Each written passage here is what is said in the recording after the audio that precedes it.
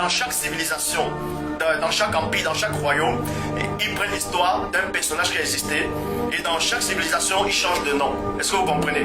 En Égypte antique, on l'appelle Horus. En Grèce antique, c'est Dionysos. Mais c'est le même personnage. Et dans votre époque, c'est Jésus. Chez les Juifs, c'est Yehoshua. Bref. Donc, en Égypte, c'est Osiris. C'est Horus, Osiris si vous voulez. En Grèce, c'est Dionysos. En Asie mineure, c'est Attis. En Syrie, c'est Antonis. Et en Perse, c'est Mitra. Donc c'est une seule et même personne qui franchit les époques. Est-ce que vous comprenez? C'est exactement comme le poster de Marie qui porte un petit enfant.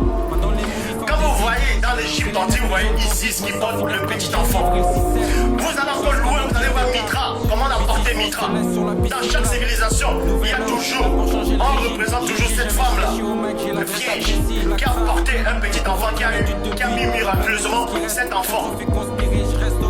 Avec l'intervention du divin. Et on change son nom à chaque fois. Parce que ce récit-là, il y a eu une origine, il y a eu un commencement. C'est dans l'Afrique antique noire. Dans ce Christ que vous adorez là, c'est un faux Christ.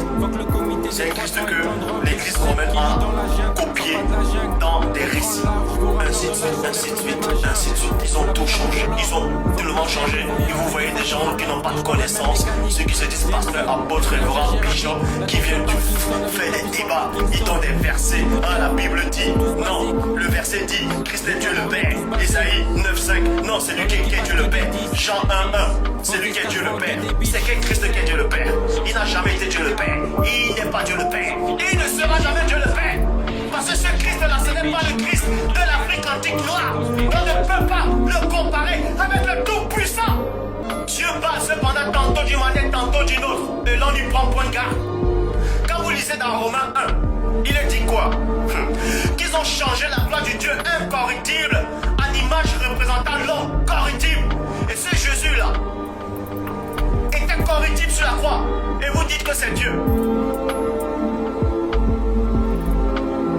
Dieu vous donne la propre réponse dans cet évangile qu'ils ont trafiqué. Que Dieu n'a jamais été corruptible à aucun moment. Le Christ dit quoi? Je m'en vais au Père, car le Père est plus grand que moi. Dans Jean 17, il dit quoi?